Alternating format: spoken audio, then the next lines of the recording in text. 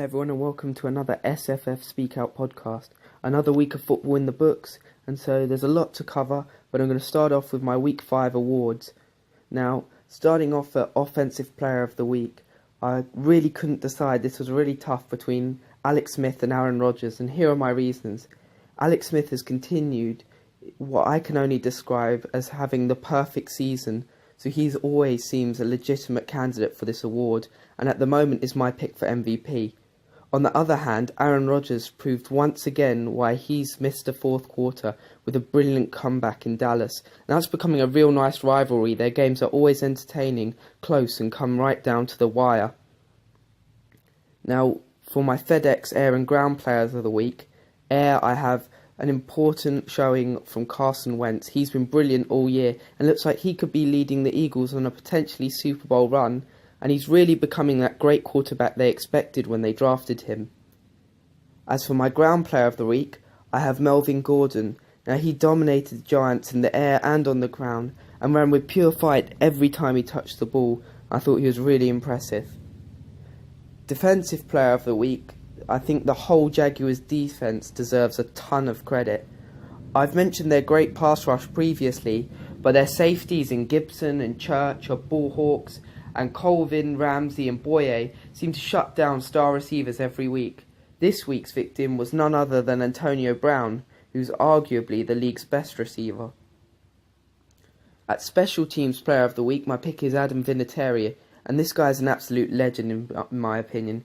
He's still got the legs and the clutch gene, even at 44 years of age. You've got to give him some credit.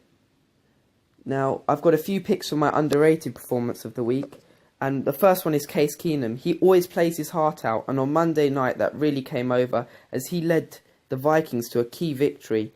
He always works hard, and I think he's a decent and underrated quarterback in the league at the moment. Now, the other one goes to, I've mentioned him before in this podcast, Aaron Colvin, who shut down his man all day against the Steelers and made some really great tackles, some being for a loss. He was just solid all day round. Now, the reason I say his performance was underrated is he wasn't one of the Jaguars defenders that came away with a pick, but he still had a brilliant game. Now, looking at Offensive and Defensive Rookie of the Week, I have Deshaun Watson, who had another awesome 5-touchdown outing, and also TJ Watt, who had a great day pressuring the quarterback.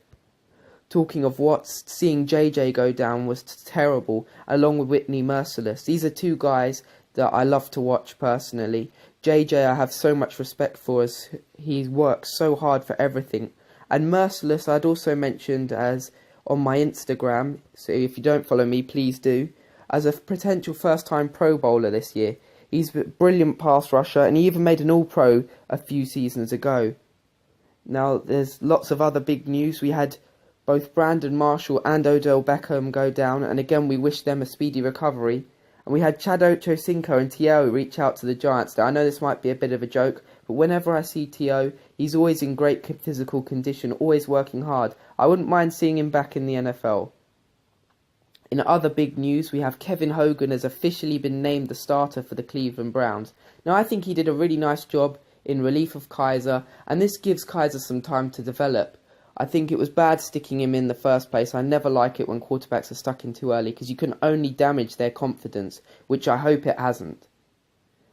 In other breaking news, Arizona have traded for Adrian Peterson, and this is big because Chris Johnson just before had tweeted about Adrian Peterson deserving more playing time. I'm pretty sure he regrets that now. He was, in the end, traded for a 6th round pick, and I think this was a good move by the Saints. He wasn't being utilised in their offense. They may as well get something for him, and this will open things up, allow the star of the offense at the moment, Alvin Kamara, he's playing brilliantly, to get even more touches and be fed even more. From the flip side of that, obviously David Johnson went down, so the Cardinals now have an every down back who can play ball, and also will make a really nice matchup with Andre Ellington, who's a brilliant receiving back. So between the two of them, they could be a really, really good 1-2 punch. We also saw Mitch Trubisky get his first start on Monday night, and I thought he was actually really impressive throughout this game. He made some really nice plays and almost lifted the Bears to a win, despite their struggling as a team and as a whole. Having said that, he did throw a key interception at the end, but as a debut, I don't think it was a bad performance, and he showed a lot of great potential there. Now finally I'm going to release my picks for the week. This week I'm going with the Washington Redskins. As hard as it is to go against my 49ers, they just can't seem to pull out a win. As great as their defense is, nothing seems to be going for them, and either their offense is doing well and their defense isn't, or the other way around. We can't seem to get it all going at the same time, or we have to keep settling for field goals, and it's just not enough to win games. So I think the Redskins are a good team but not a great team that you can get, and are a pretty safe option here. Let me know your picks down below in the comments section, and as always, if you don't already, please follow me on Instagram. I'll be posting the links below, and also my main YouTube account for all the best NFL and NBA highlights throughout the season at SamFranFanAD. Thanks as always for listening, and please keep your eye out for more.